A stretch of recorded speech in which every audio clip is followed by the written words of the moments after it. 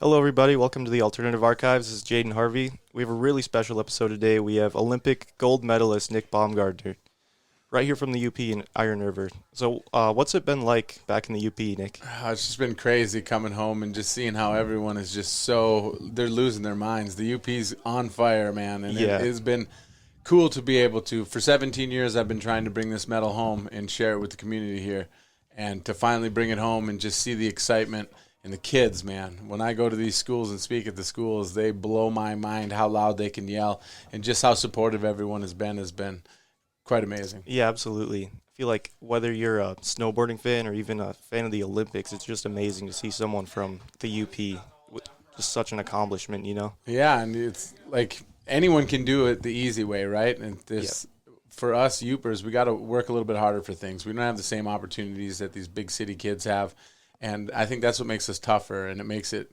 so much sweeter when you finally get that and you make those huge goals and you finally knock them off. And it's cool. We put in more work, we work harder, and it just means more when we get it done. Exactly, yeah. So you got gold in the mixed team border cross with Lindsay Jacobellis, right? Yes. What was your relationship like with her?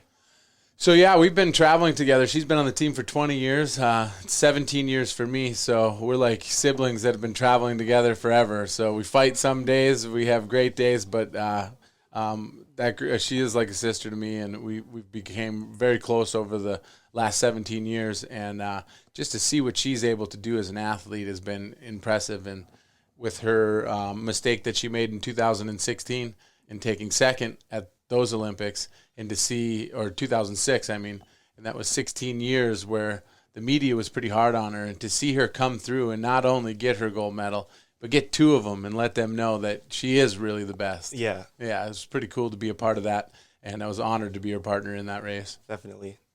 So at the end of the race, when you finished first, there was a really cool showing of sportsmanship between you and another racer. Yeah, Do Omar you know- Vizentine from Italy. Yeah. Yeah, And I think that just goes to show what kind of community we have in snowboarding.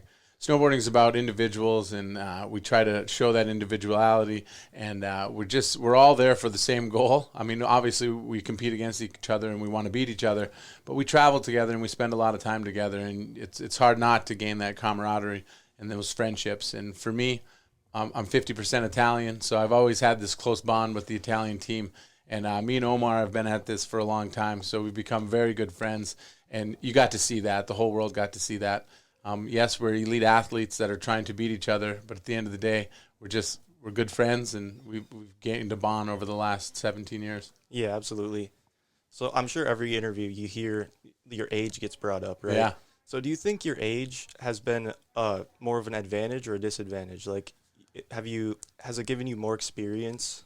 So age can definitely do both of those things. It can be an advantage. It can be a disadvantage. And in my situation, I look at it as an advantage for sure. Yes, maybe my fast twitch muscles has slowed down, and I have to work a lot harder to stay relevant against these young kids.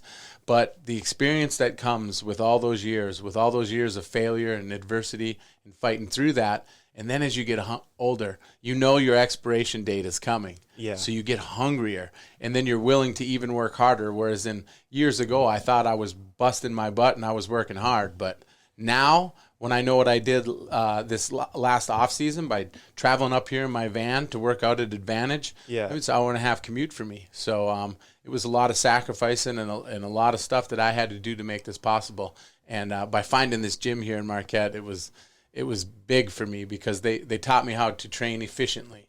And at 40 years old, I can't be wasting energy. I need to know what I'm doing is going to directly translate onto my sport. And we got me set up and ready to go. And I still had to work this summer, so I'm excited to see what happens this off season because I'm going to focus 100% on training and trying to make the 2023 World Championships and try to get a medal.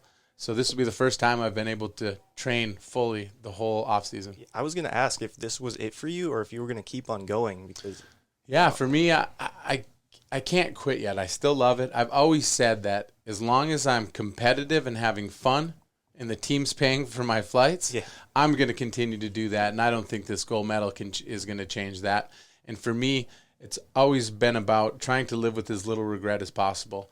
And for me, I know because I raced on this track in Baumgartner, Georgia is where we're going to have world championships. And I raced there last year. And I'm super fast on this track. And if I stop now, I will always wonder, what if? Yep. What if I worked hard? What if I made those same sacrifices? What if I commuted up to Marquette to work out at Advantage all the time? And could I have become world champion at 41? So we're not gonna guess, and we're not gonna wonder. We're gonna go out and we're gonna find out, and then from there I'll take it year by year. And I think actually in 2 years I'm gonna have to make the commitment of whether I'm gonna go for the next Olympics or not. Yeah. Yeah, that's exactly what I was hoping to hear, actually. Yeah, because I mean, if you're having fun and you're doing what you love, why would you quit, right? Yeah, absolutely. Yeah, no success is gonna stop me from going out and having fun. Yeah. Yeah. So, did a little research on the internet. It All turns right. out you played football at NMU. Yeah. Did you get like a scholarship? No, I didn't get a scholarship. I was a preferred walk-on, so which I was totally fine with. I got no problem coming and fighting for my spot, right? Yeah. So coming up here and doing that, I will be 100% honest. I was not mature enough for college when I went to college. Yeah. I needed a little bit more time to grow up, and I took a semester off to try to figure out what I was going to do in life, and that's when the snowboarding opportunities came, and I capitalized on those, but it's those lessons that I learned in high school sports and playing football here. Whenever you step up to the next level, it's quite a gap. Yeah. So I went from being one of the best athletes in the football field back in high school. And then you come to college where everyone is the best athlete from their school. And then you have to try to navigate through that, and you got to fight for your spot. And those lessons you learned through that is what prepared me for my career and for this gold medal. Yeah. Yeah. Yeah. Cool. We're getting a lot of questions in from your hometown, Iron River, and everyone is wondering what your favorite pizza from Riverside is. So my favorite pizza, I go for the sausage, onion, and cheese, and then cheese out. And if you ever go to Riverside and you haven't had the cheese out, it's phenomenal. So they take the pizza and they cook it like a normal pizza. Yeah. And then they take it out and then they put another layer of cheese over the top, and they let just the heat of the pizza melt that cheese. And that sounds delicious. It is so good. And I'm telling you, I've been to 20 countries all over the world, and I've had pizza just about every one of them. And I know I grew up with it, and I'm biased to that place, but it's the best pizza I've ever had. And every time I sell it to people like that, I get a little nervous when I bring them in. They're like, man, I hope they love it as much as I do. But every time, everyone is not disappointed. It is the best pizza in Michigan, and it's good to have it right there in my hometown. That's awesome. Yeah. So looks like we have one final question here, and it's from my little sister. She's a huge fan. Cool. So she's wondering what your favorite color is. So my favorite color, I've been getting asked this question as I go through these school speakings. Yeah. And when I was younger, my favorite color was blue.